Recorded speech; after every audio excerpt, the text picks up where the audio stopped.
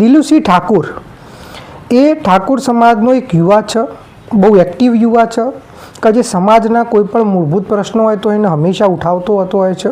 એ મૂળ હારીજ પાટણથી એ ઓબીસી અનામત વર્ગીકરણને પણ બહુ સારી રીતે સપોર્ટ કરે છે, એના ઉપર વિડીયો બનાવતો હોય છે, માહિતી આપતો હોય છે. અત્યારે હાલ જે જેતપુરના અંદર બનાવ બન્યો કે જેના અંદર યુવરાજસિંહ અને એમની સાથે થોડા લોકો હતા કે જે બનાવટી જે દૂધ કહી શકાય, જેમાં કેમિકલ, યુરિયા, ડિટર્જન્ટનો ઉપયોગ કરતા હતા કે જે તમારા મારા જેવા લોકોને આપણે એ ખાઈ અને આપણા બાળકોનું ભવિષ્ય ખતરામાં આવવાનું હતું, એ રોકવા માટે જે ત્યાં આગળ એમને પ્રયત્ન કર્યો હતો. તો એના અંદર દિલુસિંહ પણ એક હતો અને એના અંદર જે લોકો હતા કે જે આ દૂધના નામ ઉપર કાળો ધંધો કરી રહ્યા હતા, એમને જ્યારે દિલુએ વિડીયો બનાવી રહ્યો હતો એમને, ત્યારે એના માથાના અંદર પાઇપ મારી હતી લોખંડની કે જેના કારણે એને લોહી આવ્યું હતું અને એને દવાખાનામાં દાખલ કરવો પડ્યો. જો થોડી પણ વધારે ઈજા થઈ હોય તો ગમે તે થઈ શકતું હતું, એ કોમામાં જઈ શકતો હતો, એના બ્રેન હેમરેજ થઈ શકતું હતું, એની મૃત્યુ પણ થઈ શકતી હતી. આ બધું હોવા છતાં જ્યારે એ આરોપીઓ ઉપર કલમ લગાવવાની વાત આવી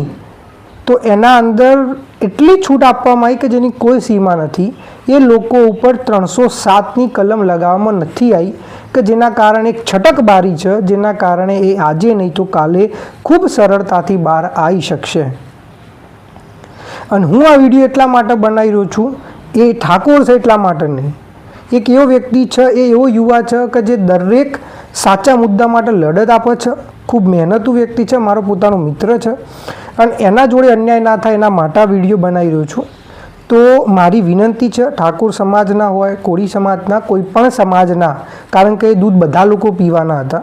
તો દરેક આગેવાનો હોય, સામાજિક, રાજકીય, સોશિયલ મીડિયામાં જે ઇન્ફ્લુઅન્સ ધરાવતા લોકો હોય, એમને વિનંતી કરીશ કે તમે પણ આ સમર્થનમાં વિડીયો બનાવો કે જેથી દબાણ થાય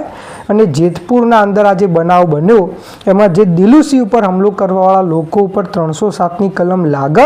કે જેના કારણે એ આરોપીઓને સજા મળે અને બીજી વાર કોઈ વ્યક્તિ આવું કરતાં પહેલાં 10 વાર વિચાર કરે. જો આજે આપણે દિલુના સમર્થનમાં નહીં આવીએ તો કાલે દિલુ નહીં હોય પણ તમારા, મારા કે આપણા સગા સંબંધીઓના ઘરમાંથી કોઈ વ્યક્તિ હશે કે જે સારું કામ કરવા જતો હશે અને એના ઉપર આવી રીતે